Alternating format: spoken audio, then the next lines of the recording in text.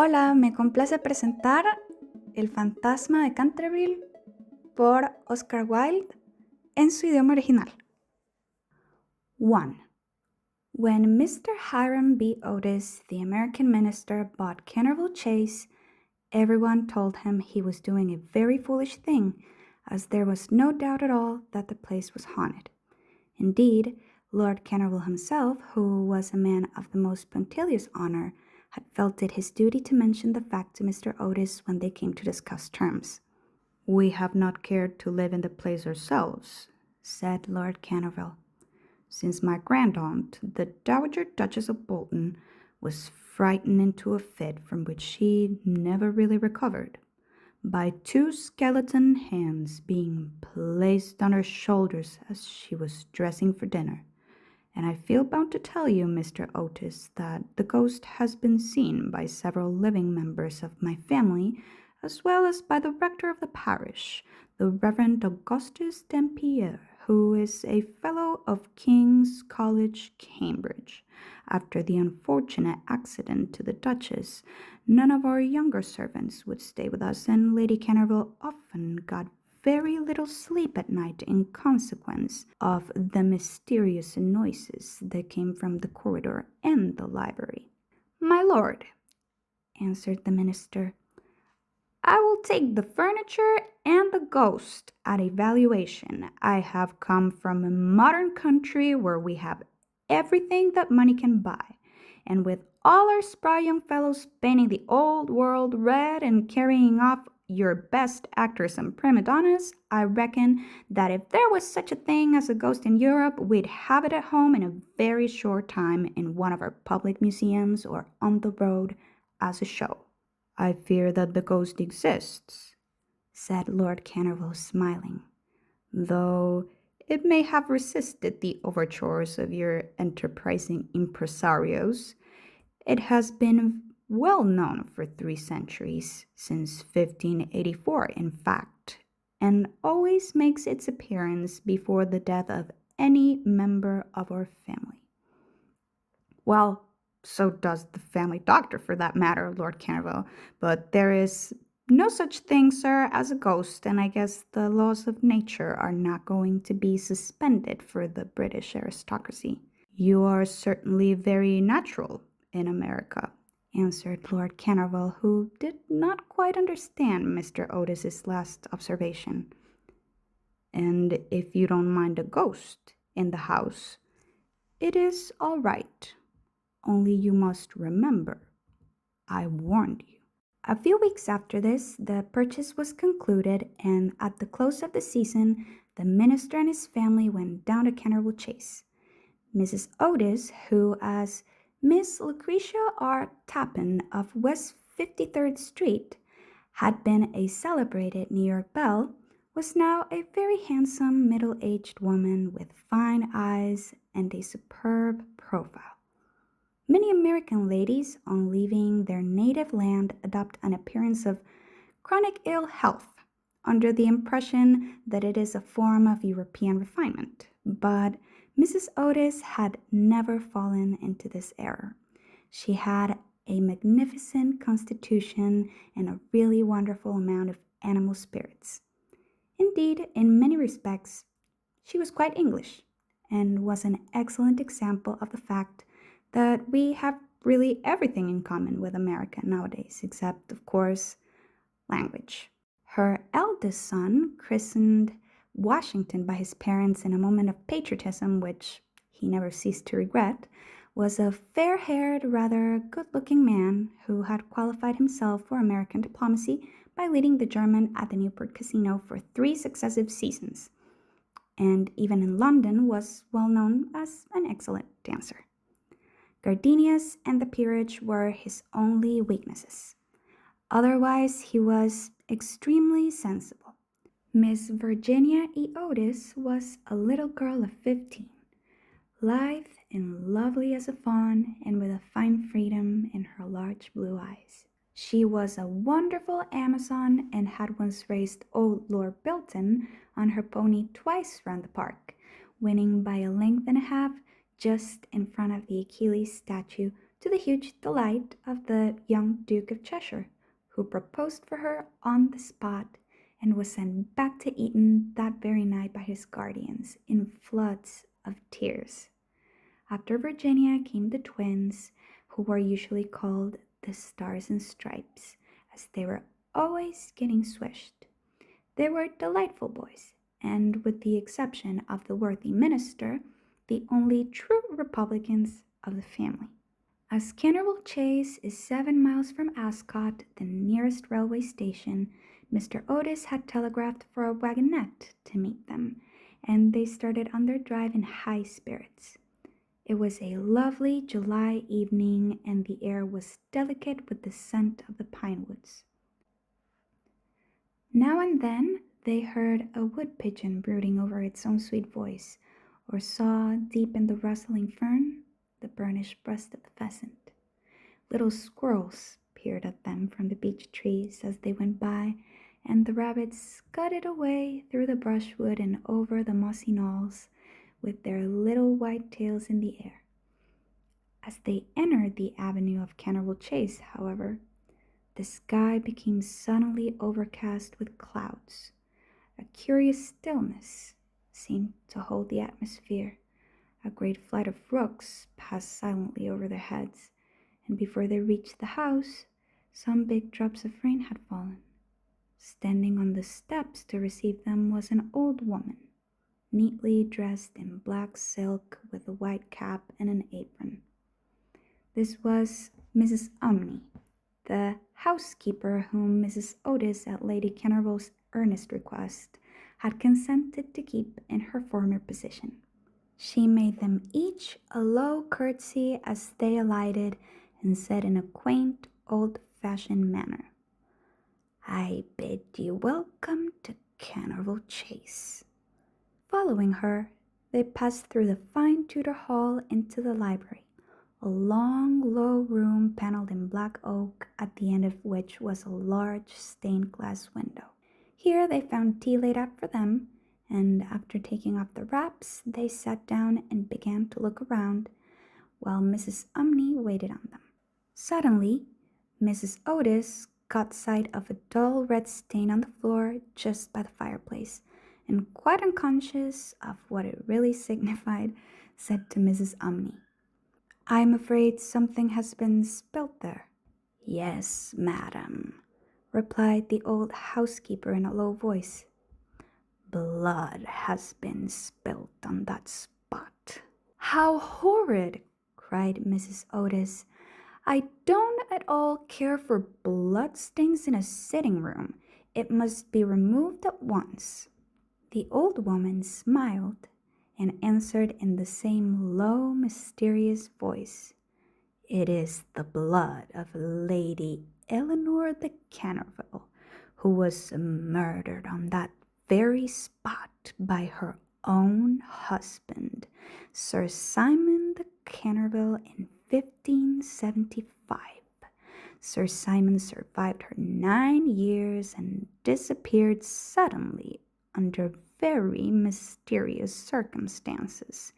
His body has never been discovered, but his guilty spirit still haunts the Chase. The bloodstain has been much admired by tourists and others and cannot be removed." "That is all nonsense," cried Washington Otis. "Pinkerton's champion stain remover in Paragon detergent will clean it up in no time." And before the terrified housekeeper could interfere, he had fallen upon his knees and was rapidly scouring the floor with a small stick of what looked like a black cosmetic. In a few moments, no trace of the bloodstain could be seen. "I knew Pinkerton would do it," he exclaimed triumphantly as he looked round at his admiring family. But no sooner had he said these words than a terrible flash of lightning lit up the somber room. A fearful peal of thunder made them all start to their feet, and Mrs. Umney fainted. "What a monstrous climate," said the American minister calmly, as he lit a long cheroot. "I guess the old country is so overpopulated that they have not enough decent weather for everybody. I have always been of opinion that immigration is the only thing for England." "My dear Hiram," cried Mrs. Otis, "what can we do with a woman who faints?" "Charge it to her like breakages," answered the minister. "She won't faint after that." And in a few moments, Mrs. Umney certainly came to. There was no doubt, however, that she was extremely upset, and she sternly warned Mr. Otis to beware of some trouble coming to the house. "I have seen things with my own eyes, sir," she said, "that would make any Christian's hair stand on end. And many a night I have not closed my eyes in sleep for the awful things that are done here." Mr. Otis, however, and his wife warmly assured the honest soul that they were not afraid of ghosts, and after invoking the blessings of Providence on her new master and mistress, and making arrangements for an increase of salary, the old housekeeper tottered off to her own room. 2. The storm raged fiercely all that night, but nothing of particular note occurred. The next morning, however, when they came down to breakfast, they found the terrible stain of blood once again on the floor. "I don't think it can be the fault of the Paragon detergent," said Washington, "for I have tried it with everything. It must be the ghost." He accordingly rubbed out the stain a second time, but the second morning it appeared again. The third morning also it was there, though the library had been locked up at night by Mr. Otis himself and the key carried upstairs. The whole family were now quite interested. Mr. Otis began to suspect that he had been too dogmatic in his denial of the existence of ghosts. Mrs. Otis expressed her intention of joining the Physical Society, and Washington prepared a long letter to Mrs. Myers and Potmore on the subject of the permanence of sanguineous stains when connected with crime. That night, all doubts about the objective existence of phantasmata were removed forever. The day had been warm and sunny, and in the cool of the evening the whole family went out to drive. They did not return home till 9 o'clock, when they had a light supper. The conversation in no way turned upon ghosts, so there were not even those primer conditions of receptive expectations which so often precede the presentation of physical phenomena. The subjects discussed, as I have since learned from Mr. Otis, were merely such as formed the ordinary conversation of cultured Americans of the better class, such as the immense superiority of Miss Fanny Davenport over Sarah Bernhardt as an actress, the difficulty of obtaining green corn, buckwheat cakes, and hominy even in the best English houses, the importance of Boston in the development of the world's soul, the advantages of the baggage check system in railway traveling, and the sweetness of the New York accent compared to the London drawl. No mention at all was made of the supernatural, nor was Sir Simon de Canterville alluded to in any way. At 11 o'clock, the family retired, and by 1:30 all the lights were out. Some time after, Mr. Otis was awakened by a curious noise in the corridor outside his room. It sounded like the clank of metal and seemed to be coming nearer every moment. He got up at once, struck a match, and looked at the time. It was exactly 1 o'clock. He was quite calm and felt his pulse, which was not at all feverish. The strange noise still continued, and with it he heard distinctly the sound of footsteps. He put on his slippers, took a small oblong phial out of his dressing case, and opened the door. Right in front of him he saw, in the wan moonlight, an old man of terrible aspect. His eyes were as red burning coals, Long gray hair fell over his shoulders in matted coils. His garments, which were of antique cut, were soiled and ragged, and from his wrists and ankles hung heavy manacles and rusty gyves. "My dear sir," said Mr. Otis, "I really must insist on your oiling those chains, and have brought you for that purpose a small bottle of the Tammany Rising Sun Lubricator. It is said to be completely efficacious upon one application, and there are several testimonials to that effect on the wrapper from some of our most eminent native divines. I shall leave it here for you by the bedroom candles, and will be happy to supply you with more should you require it." With these words, the United States minister laid the bottle down on a marble table and, closing his door, retired to rest. For a moment, the Canterville Ghost stood quite motionless in natural indignation.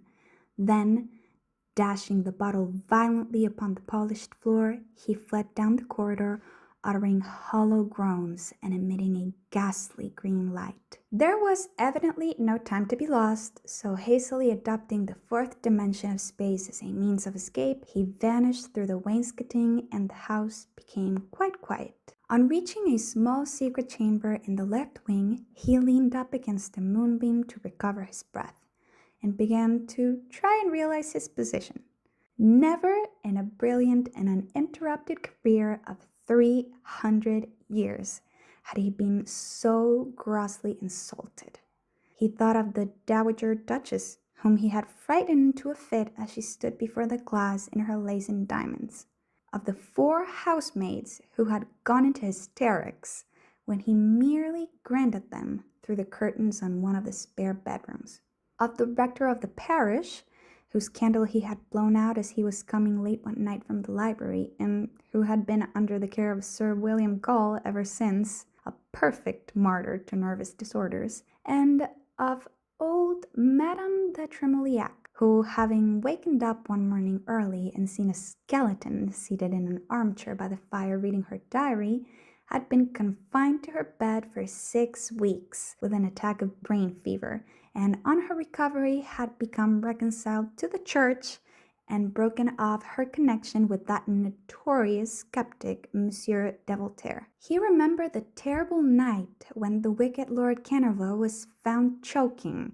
in his dressing room with a knave of diamonds halfway down his throat, and confessed just before he died that he had cheated Charles James Fox out of £50,000 at Rockford's by means of that very card, and swore that the ghost had made him swallow it. All his great achievements came back to him again.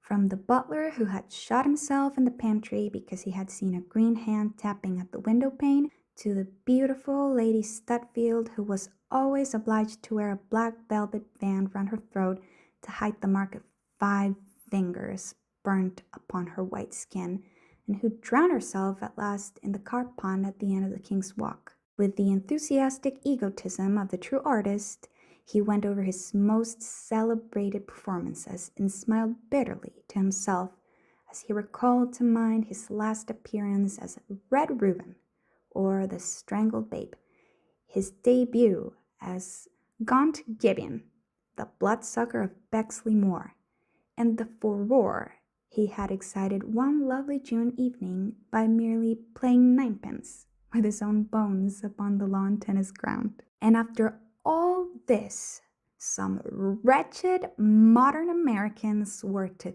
come and offer him the Rising Sun Lubricator and throw pillows at his head. It was quite unbearable. Besides, no ghost in history had ever been treated in this manner.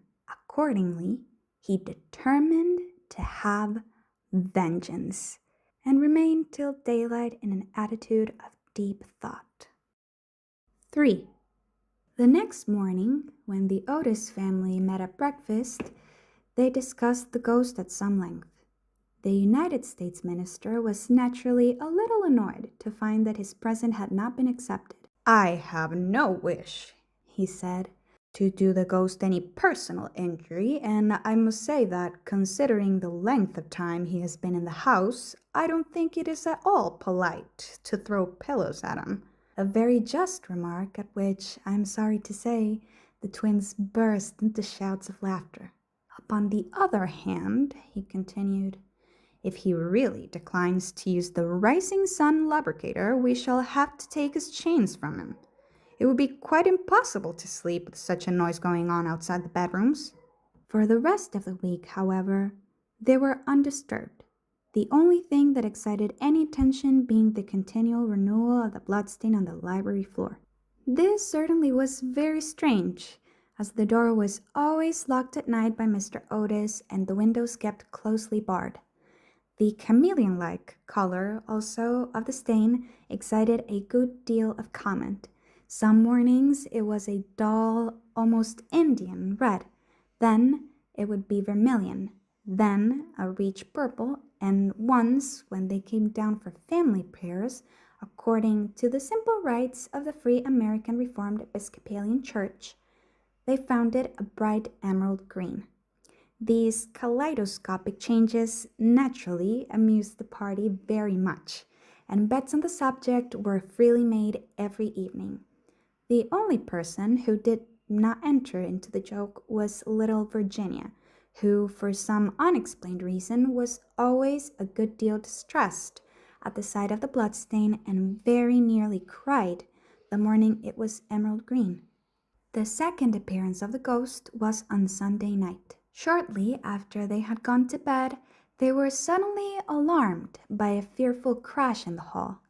Rushing downstairs, they found that a large suit of old armor had become detached from its stand and had fallen on the stone floor, while seated in a high-backed chair was the Canterville Ghost, rubbing his knees with an expression of acute agony on his face.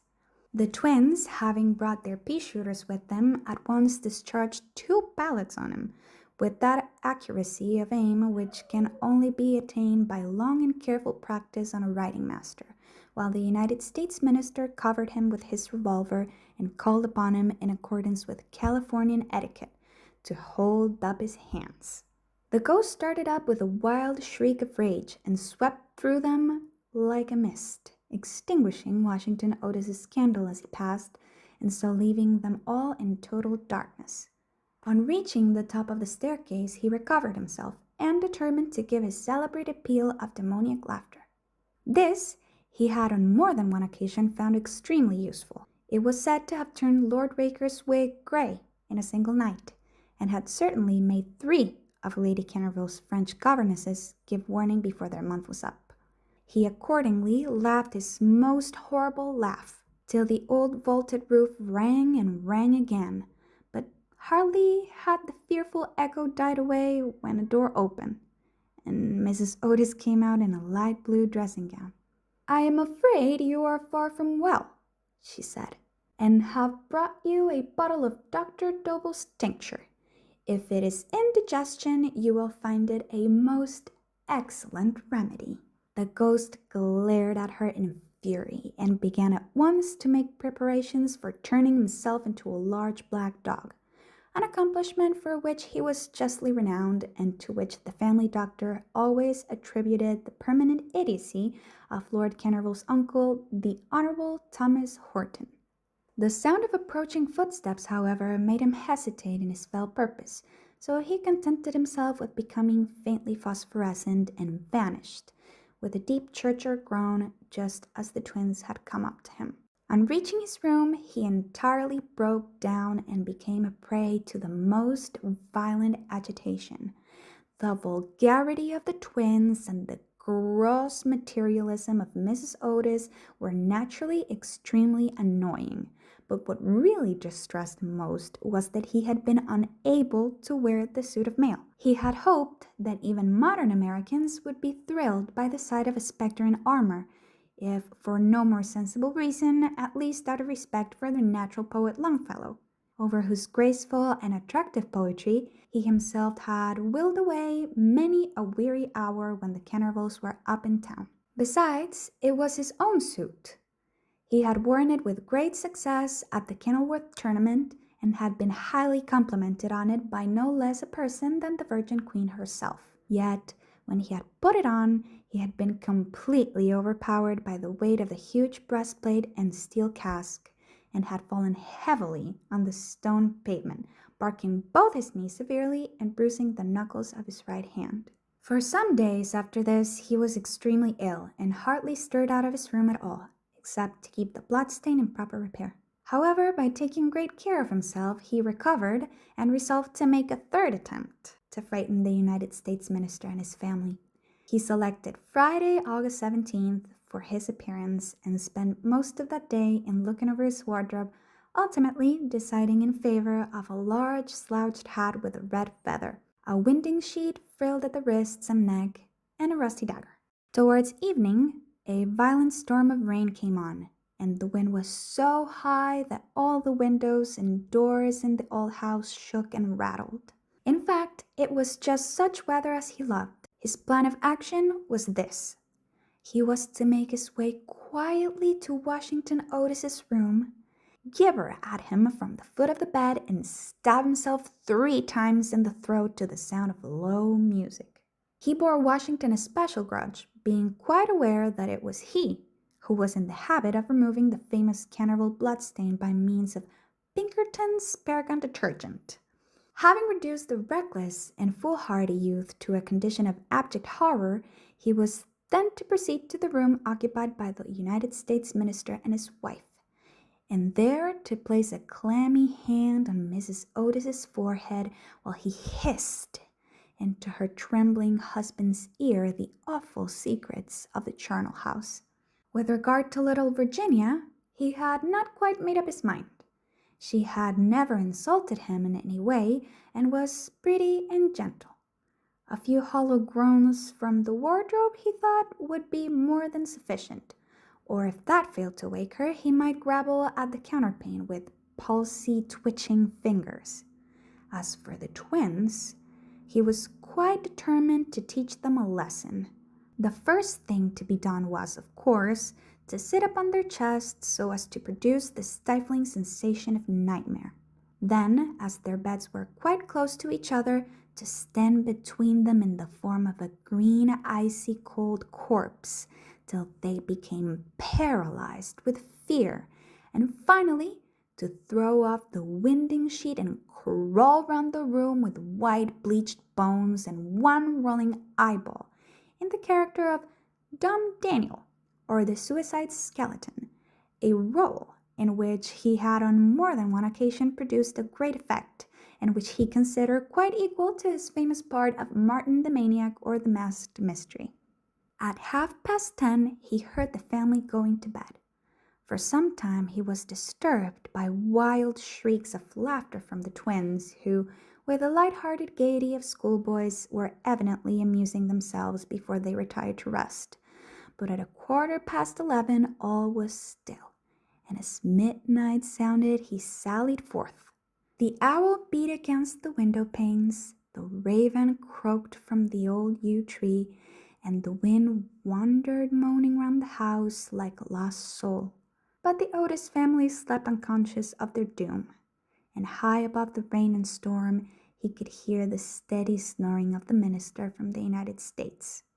He stepped stealthily out of the wainscoting with an evil smile on his cruel wrinkled mouth, and the moon hid her face in a cloud as he stole past the great oriel window where his own arms and those of his murdered wife were blazoned in azure and gold. On and on he glided like an evil shadow, the very darkness seeming to loathe him as he passed. Once he thought he heard something called and stopped, but it was only the baying of a dog from the Red Farm, and he went on, muttering strange 16th century curses, and ever and anon brandishing the rusty dagger in the midnight air. Finally, he reached the corner of the passage that led to luckless Washington's room. For a moment he paused there, the wind blowing his long gray locks about his head and twisting into grotesque and fantastic folds the nameless horror of the dead man's shroud. Then the clock struck the quarter, and he felt the time was come. He chuckled to himself and turned the corner, but no sooner had he done so than with a piteous wail of terror he fell back and hid his blanched face in his long bony hands. Right in front of him was standing a horrible spectre, motionless as a carven image and monstrous as a madman's dream. Its head was bald and burnished, its face round and fat and white, and hideous laughter seemed to have writhed its features into an eternal grin. From the eyes streamed rays of scarlet light. The mouth was a wide well of fire, and a hideous garment, like to his own, swathed of its silent snows the Titan form. On its breast was a placard with strange writing in antique characters, some scroll of shame, it seemed, some record of wild sins, some awful calendar of crime, and with its right hand it bore aloft a falchion of gleaming steel. Never having seen a ghost before, he naturally was terribly frightened, and after a second hasty glance at the awful phantom, he fled back to his room, tripping up in his long winding sheet as he sped down the corridor, and finally dropping the rusty dagger into Minister's jackboots, where it was found in the morning by the butler. Once in the privacy of his own apartment, he flung himself down on a small pallet bed and hid his face under the clothes. After a time, however, the brave old Canterville spirit asserted itself, and he determined to go and speak to the other ghost as soon as it was daylight. Accordingly, just as the dawn was touching the hills with silver, he returned towards the spot where he had first laid eyes on the grisly phantom, feeling that, after all, two ghosts were better than one, and that by the aid of his new friend he might safely grapple with the twins. On reaching the spot, however, a terrible sight met his gaze. Something had evidently happened to the spectre, and for the light had entirely faded from its hollow eyes, the gleaming falchion had fallen from its hand, and it was leaning up against the wall in a strained and uncomfortable attitude. He rushed forward and seized it in his arms, when, to his horror, the head slipped off and rolled on the floor. The body assumed a recumbent posture, and he found himself clasping a white dimity bed curtain with a sweeping brush, a kitchen cleaver, and a hollow turnip lying at his feet. Unable to understand this curious transformation, he clutched the placard with feverish haste, and there, in the grey morning light, he read these fearful words: "Ye Otis Ghost, ye only true and original spook, beware of ye imitations, all others are counterfeit." The whole thing flashed across him.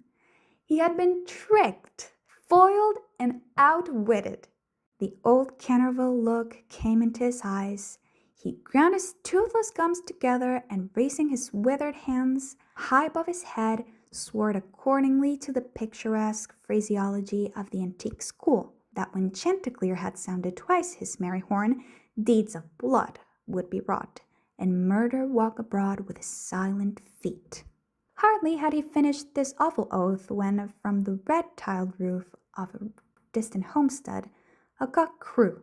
He laughed, a long, low, bitter laugh, and waited. Hour after hour he waited, but the cock, for some strange reason, did not crow again. Finally, at 7:30, the arrival of the housemaids made him give up his fearful vigil, and he stalked back to his room thinking of his vain oath and baffled purpose. There he consulted several books of ancient chivalry, of which he was exceedingly fond, and found that on every occasion on which this oath had been used, Chanticleer had always crowed a second time. "Perdition seize the naughty fool," he muttered.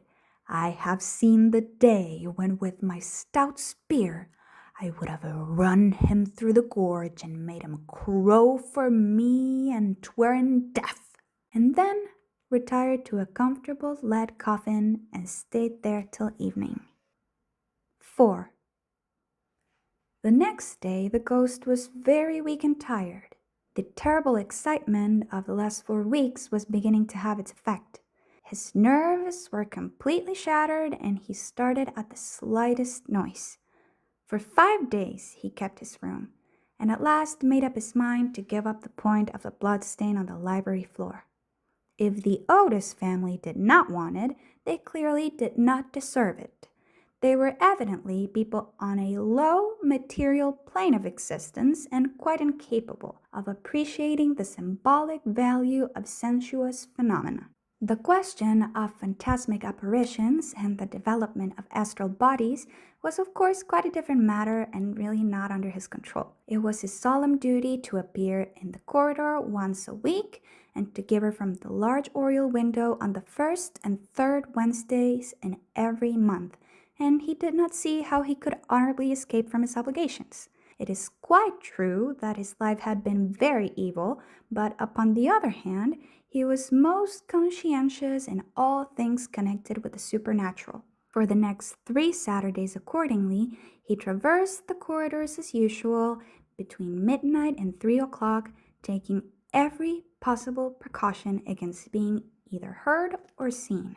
He removed his boots, trod as lightly as possible on the old worm-eaten boards, wore a large black velvet cloak, and was careful to use the rising sun lubricator for oiling his chains. I am bound to acknowledge that it was with a good deal of difficulty that he brought himself to adopt this last mode of protection. However, one night, while the family were at dinner, he slipped into Mr. Otis's bedroom and carried off the bottle. He felt a little humiliated at first, but afterwards was sensible enough to see that there was a great deal to be said for the invention, and to a certain degree it served his purpose. Still, in spite of everything, he was not left unmolested. Strings were continually being stretched across the corridor over which he tripped in the dark, and on one occasion, while dressed for the part of Black Isaac, or the huntsman of Hogley Woods, he met with a severe fall through treading on a butter slide which the twins had constructed from the entrance of the tapestry chamber to the top of the oak staircase.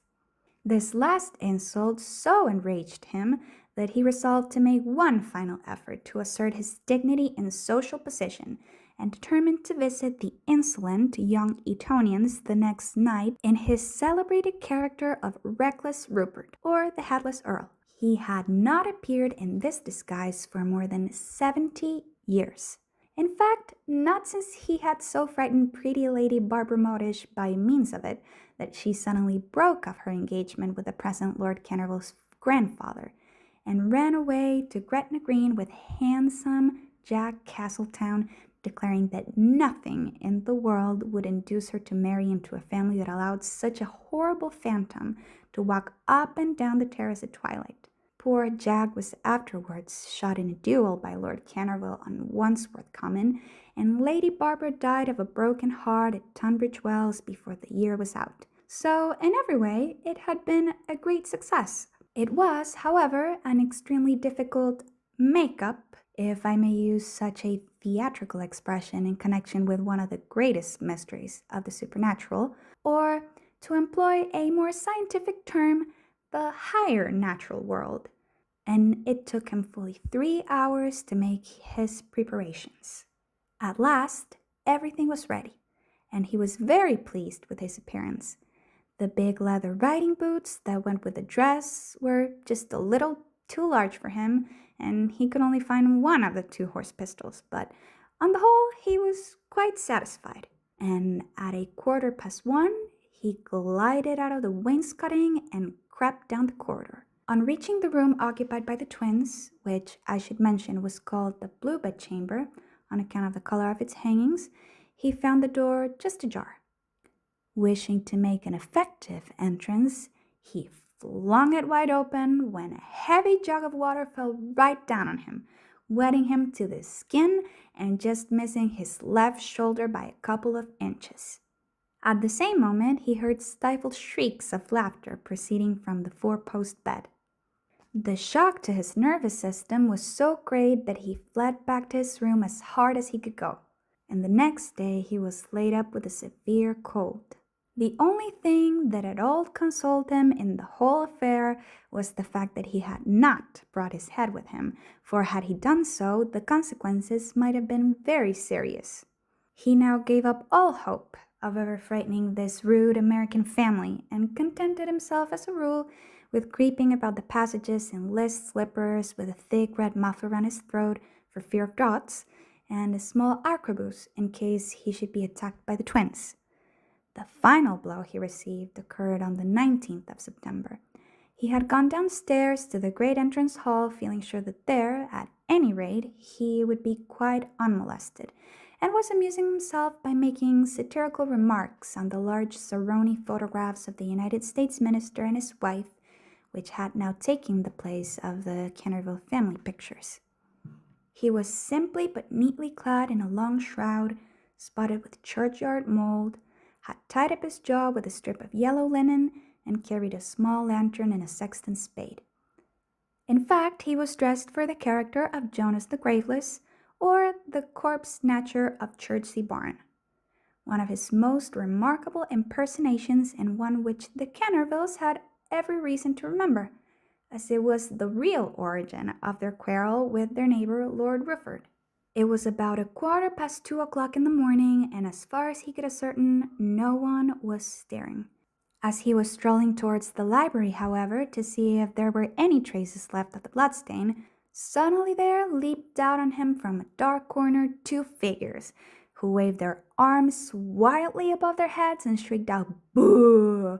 in his ear. Seized with a panic, which under the circumstances was only natural, he rushed for the staircase, but found Washington Otis waiting for him there, with the big garden syringe, and being thus hemmed in by his enemies on every side and driven almost to bay, he vanished into the great iron stove, which, fortunately for him, was not lit, and had to make his way home through the flues and chimneys, arriving at his own room in a terrible state of dirt, disorder, and despair.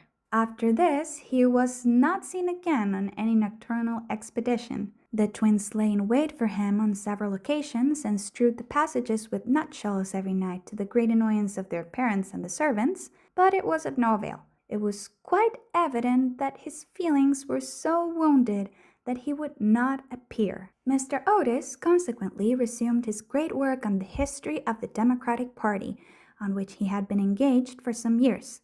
Mr. Otis organized a wonderful clam bake which amazed the whole county.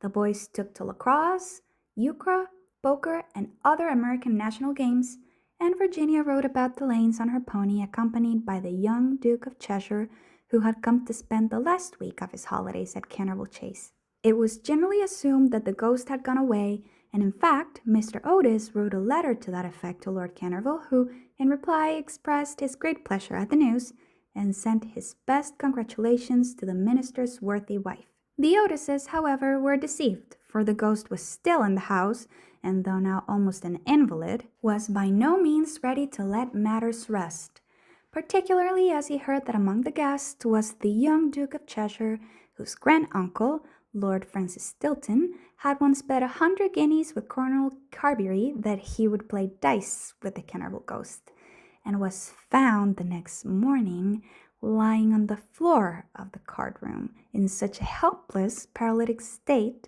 that though he lived on to a great age, he was never able to say anything again but double sixes. The story was well known at the time, though of course, out of respect to the feelings of the two noble families, every attempt was made to hush it up, and a full account of all the circumstances connected with it will be found in the 3rd volume of Lord Tattle's Recollections of the Prince Regent and his Friends. The ghost, then, was naturally very anxious to show that he had not lost his influence over the Stiltons, with whom, indeed, he was distantly connected, his own first cousin having been married en second noces to the Sieur de Bulkley, from whom, as everyone knows, the Dukes of Cheshire are lineally descended. Accordingly, he made arrangements for appearing to Virginia's little lover in his celebrated impersonation of the vampire monk or the bloodless Benedictine, a performance so horrible that when old Lady Startup saw it, which she did on one fatal New Year's Eve in the year 1764, she went off into the most piercing shrieks, which culminated in a violent apoplexy and died in 3 days after disinheriting the Cantervilles, who were her nearest relations, and leaving all her money to her London apothecary. At the last moment, however, his terror of the twins prevented his leaving his room, and the little Duke slept in peace under the great feathered canopy in the royal bedchamber, and dreamed of Virginia. 5. A few days after this, Virginia and her curly-haired cavalier went out riding on Brockley Meadows, where she tore her habit so badly in getting through a hedge that on their return home she made up her mind to go up by the back staircase so as not to be seen. As she was running past the tapestry chamber, the door of which happened to be open, she fancied she saw someone inside, and thinking it was her mother's maid who sometimes used to bring her work there, looked in to ask her to mend her habit. To her immense surprise, however, it was the Canterville Ghost himself. He was sitting by the window, watching the ruined gold of the yellowing trees fly through the air and the red leaves dancing madly down the long avenue. His head was leaning on his hand, and his whole attitude was one of extreme depression. Indeed, so forlorn and so much out of repair did he look that little Virginia, whose first idea had been to run away and lock herself in her room, was filled with pity and determined to try and comfort him. So light was her footfall and so deep his melancholy that he was not aware of her presence till she spoke to him. "I am so sorry for you," she said, "but my brothers are going back to Eton tomorrow, and then, if you behave yourself, no one will annoy you." "It is absurd asking me to behave myself," he answered, looking round in astonishment at the pretty little girl who had ventured to address him. "Quite absurd. I must rattle my chains and groan through keyholes and walk about at night, if that is what you mean. It is my only reason for existing." "It is no reason at all for existing, and you know you have been very wicked. Mrs. Omni told us the first day we arrived here that you had killed your wife." "Well, I quite admit it," said the ghost petulantly, "but it was a purely family matter and concerned no one else." "It is very wrong to kill anyone," said Virginia, who at times had a sweet Puritan gravity, got from some old New England ancestor. "Oh, I hate the cheap severity of abstract ethics. My wife was very plain, never had my ruffs properly starched, and knew nothing about cookery. Why, there was a buck I had shot in Hogley Woods, a magnificent pricket, and do you know how she had it sent to table?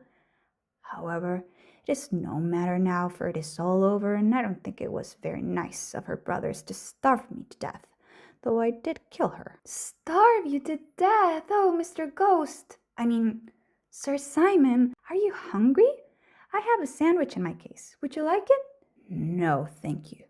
I never eat anything now, but it is very kind of you, all the same.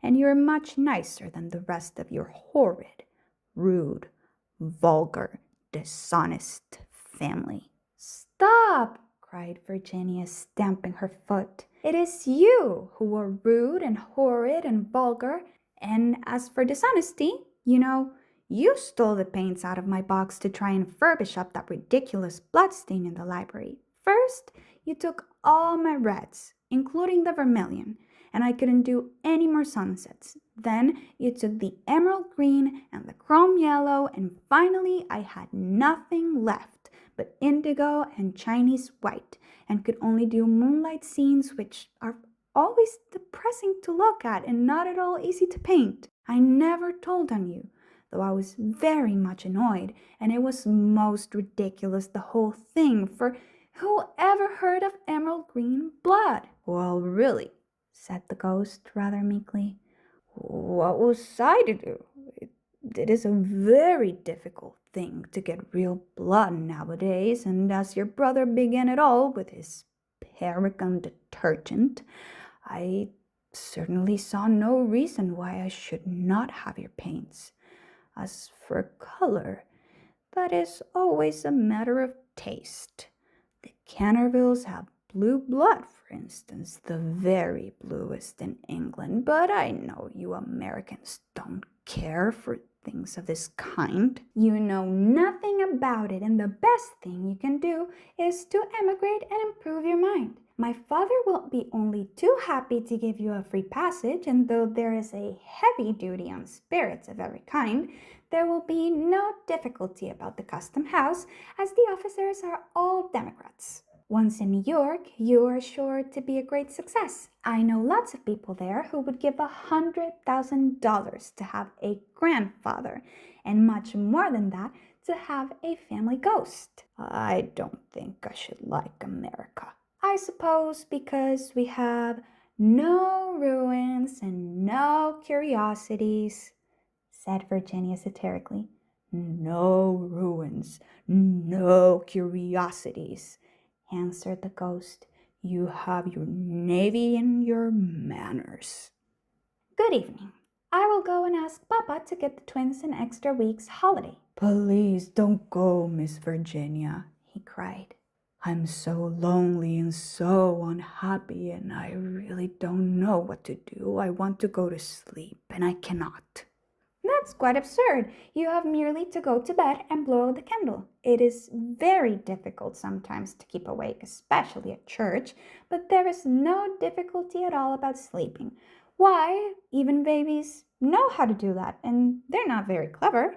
I have not slept for 300 years, he said sadly, and Virginia's beautiful blue eyes opened in wonder. For 300 years I have not slept, and I am so tired. Virginia grew quite grave, and her little lips trembled like rose leaves. She came towards him, and kneeling down at his side, looked up into his old withered face. Poor, poor ghost, she murmured. Have you no place where you can sleep? Far away beyond the pine woods, he answered in a low, dreamy voice. There is a little garden. There the grass grows long and deep. There are the great white stars of the hemlock flower. There the nightingale sings all night long. All night long he sings, and the cold crystal moon looks down, and the yew tree spreads out its giant arms over the sleepers. Virginia's eyes grew dim with tears, and she hid her face in her hands. You mean the Garden of Death? She whispered. Yes, death. Death must be so beautiful, to lie in the soft brown earth with the grasses waving above one's head and listen to silence, to have no yesterday and no tomorrow, to forget time, to forget life, to be at peace. You can help me. You can open the portals of death's house, for love is always with you, and love is stronger than death is. Virginia trembled. A cold shudder ran through her, and for a few moments there was silence. She felt as if she was in a terrible dream. Then the ghost spoke again, and his voice sounded like the sighing of wind. Have you ever read the old prophecy on the library window? Oh, often, cried the little girl, looking up. I know it quite well. It is painted in curious black letters and is difficult to read. There are only 6 lines. When a golden girl can win prayer from out the lips of sin, when the barren almond bears and a little child gives away its tears, then shall all the house be still and peace come to Canterville. But I don't know what they mean. They mean, he said sadly, that you must weep with me for my sins, because I have no tears, and pray with me for my soul, because I have no faith. And then, if you have always been sweet and good and gentle, The angel of death will have mercy on me. You will see fearful shapes in darkness, and wicked voices will whisper in your ear. But they will not harm you, for against the purity of a little child the powers of hell cannot prevail." Virginia made no answer, and the ghost wrung his hands in wild despair as he looked down at her bowed golden head. Suddenly she stood up, very pale, and with a strange light in her eyes. "I'm not afraid," she said firmly, "and I will ask the angel to have mercy on you." He rose from his seat with a faint cry of joy, and taking her hand bent over it with old-fashioned grace and kissed it. His fingers were as cold as ice, and his lips burned like fire. But Virginia did not falter as he led her across the dusky room. On the faded green tapestry were broidered little huntsmen. They blew their tasseled horns, and with their tiny hands waved her to go back. "Go back, little Virginia," they cried. "Go back." But the ghost clutched her hand more tightly, and she shut her eyes against them. Horrible animals with lizard tails and goggle eyes blinked at her from the cavern chimney-piece and murmured, "Beware, little Virginia, beware. We may never see you again." But the ghost glided on more swiftly, and Virginia did not listen. When they reached the end of the room, he stopped and muttered some words he could not understand. She opened her eyes and saw the wall slowly fading away like a mist, and a great black cavern in front of her. A bitter cold wind swept round them, and she felt something pulling at her dress. "Quick, quick!" cried the ghost, "or it will be too late." And in a moment, the wainscoting had closed behind them, and the tapestry chamber was empty. 6. About 10 minutes later, the bell rang for tea, and as Virginia did not come down, Mrs. Otis sent up one of the footmen to tell her. After a little time, he returned and said that he could not find Miss Virginia anywhere. As she was in the habit of going out to the garden every evening to get flowers for the dinner table, Mrs. Otis was not at all alarmed at first, but when 6 o'clock struck and Virginia did not appear, she became really agitated and sent the boys out to look for her, while she herself and Mr. Otis searched every room in the house. At 6:30, the boys came back and said that they could find no trace of their sister anywhere. They were all now in the greatest state of excitement and did not know what to do when Mr. Otis suddenly remembered that some few days before he had given a band of gypsies permission to camp in the park. He accordingly at once set off for Blackville Hollow, where he knew they were, accompanied by his eldest son and 2 of the farm servants. The little Duke of Cheshire, who was perfectly frantic with anxiety, begged hard to be allowed to go, but Mr. Otis would not allow him, as he was afraid there might be a scuffle. On arriving at the spot, however, he found that the gypsies had gone, and it was evident that their departure had been rather sudden, as the fire was still burning and some plates were lying on the grass. Having sent off Washington and the 2 men to scour the district, he ran home and dispatched telegrams to all the police inspectors in the county, telling them to look out for a little girl who had been kidnapped by tramps or gypsies. He then ordered his horse to be brought round, and after insisting on his wife and the 3 boys sitting down to dinner, rode off down the Ascot Road with a groom. He had hardly, however, gone a couple of miles when he heard somebody galloping after him, and looking around, he saw the little Duke coming up on his pony with his face very flushed and no hat. "I'm awfully sorry, Mr. Otis," gasped out the boy, "but I can't eat any dinner as long as Virginia's lost. Please, don't be angry with me. If you had let us be enraged last year, there would never have been all this trouble. You won't send me back, will you? I can't go. I won't go." The minister could not help smiling at the handsome young scapegrace, and was a good deal touched at his devotion to Virginia, so leaning down from his horse, he patted him kindly on the shoulders and said, "Well, Cecil, if you won't go back, I suppose you must come with me, but I must get you a hat at Ascot." "Oh, bother my hat! I want Virginia," cried the little Duke, laughing, and they galloped on to the railway station. There, Mr. Otis inquired of the station master if anyone answering to the description of Virginia had been seen on the platform, but could get no news of her. The station master, however, wired up and down the line and assured him that a strict watch would be kept for her, and after having bought a hat for the little Duke from a linen draper who was just putting up his shutters, Mr. Otis rode off to Bexley, a village about 4 miles away, which he was told was well-known haunt of the gypsies, as there was a large common next to it.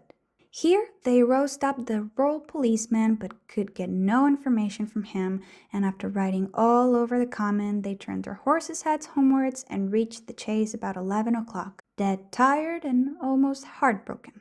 They found Washington and the twins waiting for them at the gatehouse with lanterns, as the avenue was very dark. Not the slightest trace of Virginia had been discovered. The gypsies had been caught on Brockley Meadows, but she was not with them, and they had explained their sudden departure by saying that they had mistaken the date of Chorlton Fair and had gone off in a hurry for fear they should be late. Indeed, they had been quite distressed at hearing of Virginia's disappearance, as they were very grateful to Mr. Otis for having allowed them to camp in his park, and 4 of their number had stayed behind to help in the search. The carpet had been dragged, and the whole chase thoroughly gone over, but without any result.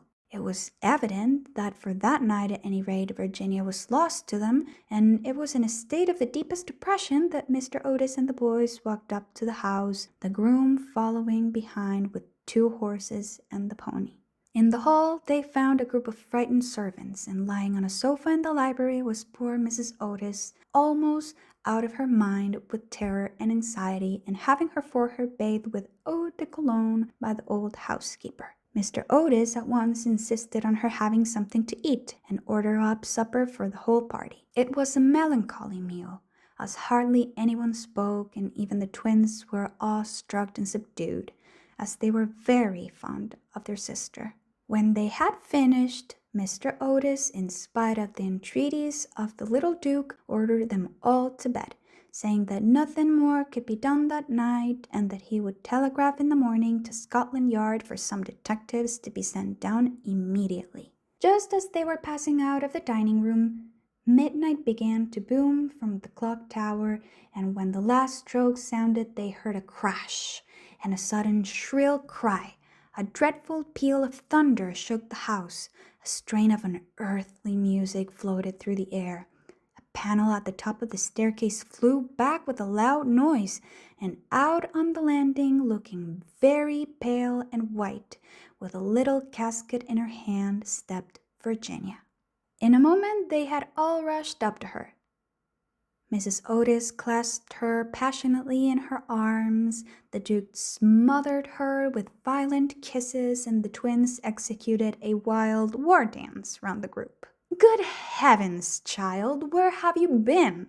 said Mr. Otis rather angrily, thinking that she had been playing some foolish trick on them. "Cecil and I have been riding all over the country looking for you, and your mother has been frightened to death. You must never play these practical jokes any more." "Except on the ghost! Except on the ghost!" shrieked the twins as they capered about. "My own darling, thank God you are found. You must never leave my side again," murmured Mrs. Otis as she kissed the trembling child and smoothed the tangled gold of her hair. "Papa," said Virginia quietly, "I have been with the ghost. He is dead, and you must come and see him. He had been very wicked, but he was really sorry for all that he had done, and he gave me this box of beautiful jewels before he died." The whole family gazed at her in mute amazement. She was quite grave and serious, and turning round, she led them through the opening in the wainscoting down a narrow secret corridor, Washington following with a lighted candle which he had caught up from the table. Finally, they came to a great oak door studded with rusty nails. When Virginia touched it, it swung back on its heavy hinges, and they found themselves in a little low room with a vaulted ceiling and one tiny grated window. Embedded in the wall was a huge iron ring, and chained to it was a gaunt skeleton that was stretched out at full length on the stone floor and seemed to be trying to grasp with its long fleshless fingers an old-fashioned trencher and ewer, that were placed just out of his reach.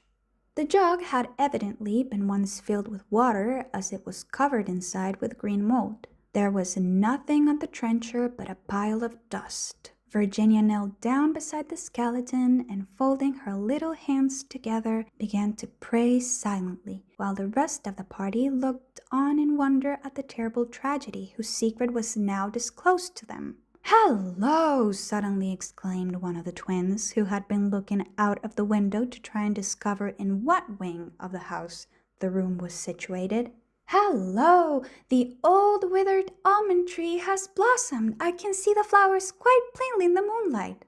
"God has forgiven him," said Virginia gravely as she rose to her feet, and a beautiful light seemed to illumine her face. "What an angel you are!" cried the young Duke, and he put his arm round her neck and kissed her. 7. 4 days later, after these curious incidents, a funeral started from Canterville Chase at about 11 o'clock at night. The hearse was drawn by 8 black horses, each of which carried on its head a great tuft of nodding ostrich plumes, and the leaden coffin was covered by a rich purple pall on which was embroidered in gold the Canterville coat of arms. By the side of the hearse and the coaches walked the servants with lighted torches, and the whole procession was wonderfully impressive.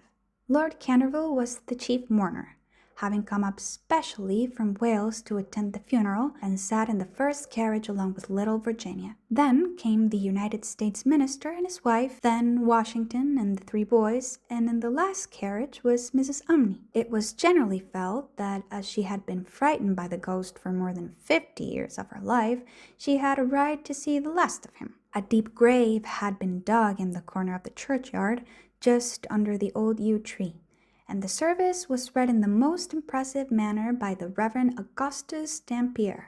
When the ceremony was over, the servants, according to an old custom observed in the Canterville family, extinguished their torches, and as the coffin was being lowered into the grave, Virginia stepped forward and laid on it a large cross made of white and pink almond blossoms. As she did so, the moon came out from behind a cloud and flooded with its silent silver the little churchyard, and from a distant copse a nightingale began to sing. She thought of the ghost's description of the Garden of Death. Her eyes became dim with tears, and she hardly spoke a word during the drive home. They were perfectly magnificent, especially a certain ruby necklace with old Venetian setting, which was really a superb specimen of 16th century work, and their value was so great that Mr. Otis felt considerable scruple about allowing his daughter to accept them. "My lord," he said, "I know that in this country mortmain is held to apply to trinkets as well as to land, and it is quite clear to me that these jewels are, or should be, heirlooms in your family. I must beg you accordingly to take them to London with you, and to regard them simply as a portion of your property, which has been restored to you under certain strange conditions. As for my daughter, she is merely a child, and has as yet, I am glad to say, but little interest in such appurtenances of idle luxury. I am also informed by Mrs. Otis, who I may say is no mean authority upon art, having had the privilege of spending several winters in Boston when she was a girl, that these gems are of great monetary worth, and if offered for sale would fetch a tall price. Under these circumstances, Lord Canterville, I feel sure that you will recognize how impossible it would be for me to allow them to remain in the possession of any member of my family, and indeed, all such vain gauds and toys, however suitable or necessary to the dignity of the British aristocracy, should be completely out of place among those who have been brought up on the severe, and I believe immortal, principles of republican simplicity. Perhaps I should mention that Virginia is very anxious that you should allow her to retain the box as a memento of your unfortunate but misguided ancestor. As it is extremely old, and consequently a good deal out of repair, you may perhaps think fit to comply with her request. For my own part, I confess I am a good deal surprised to find a child of mine expressing sympathy with medievalism in any form." Lord Canterville listened very gravely to the worthy minister's speech, pulling his grey moustache now and then to hide an involuntary smile, and when Mr. Otis had ended, he shook him cordially by the hand and said, "My dear sir, your charming little daughter rendered my unlucky ancestor Sir Simon a very important service, and I and my family are much indebted to her for her marvelous courage and pluck. The jewels are clearly hers, and God, I believe that if I were heartless enough to take them from her, the wicked old fellow would be out of his grave in a fortnight, leading me the devil of a life. As for their being heirlooms, nothing is an heirloom that is not so mentioned in a will or a legal document, and the existence of these jewels has been quite unknown. I assure you, I have no more claim on them than your butler, and when Miss Virginia grows up, I dare say she will be pleased to have pretty things to wear.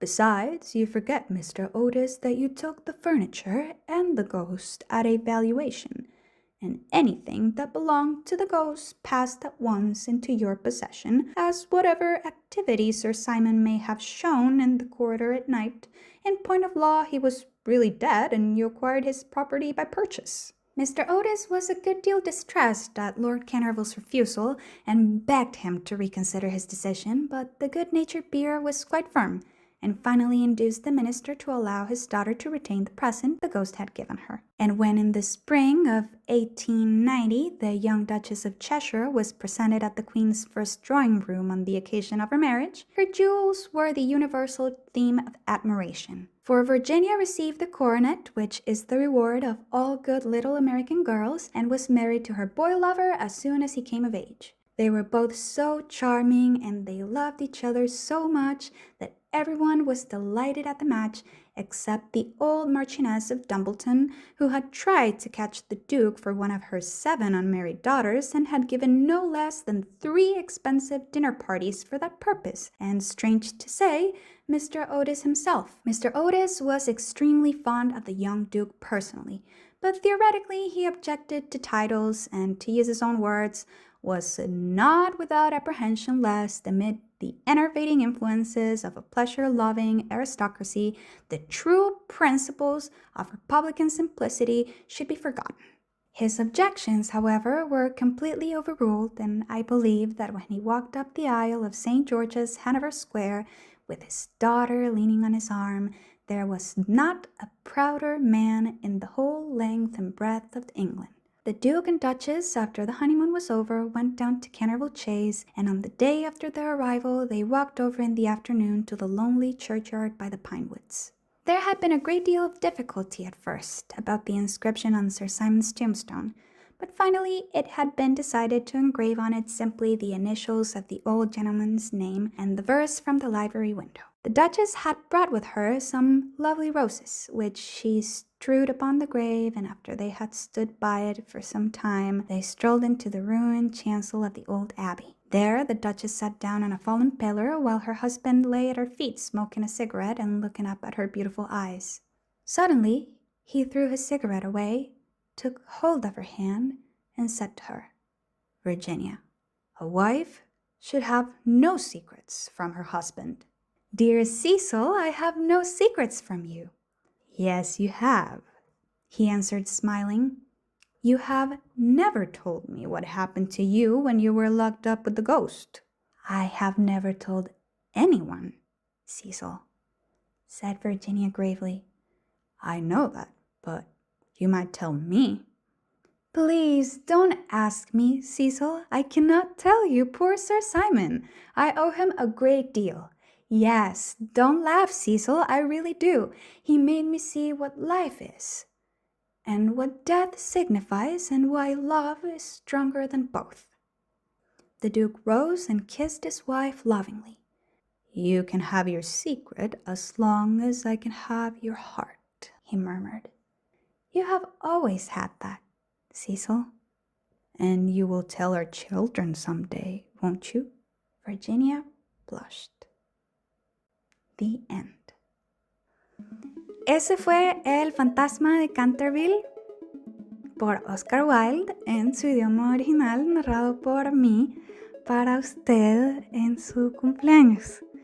Espero que lo haya disfrutado, que le haya gustado, que tenga un feliz cumpleaños o haya tenido un feliz cumpleaños. No estoy segura cuándo va a escuchar el final de este libro, pero nada, no tengo ningún derecho sobre este material a la fecha mayo de 2025. Te quiero mucho. Feliz cumpleaños.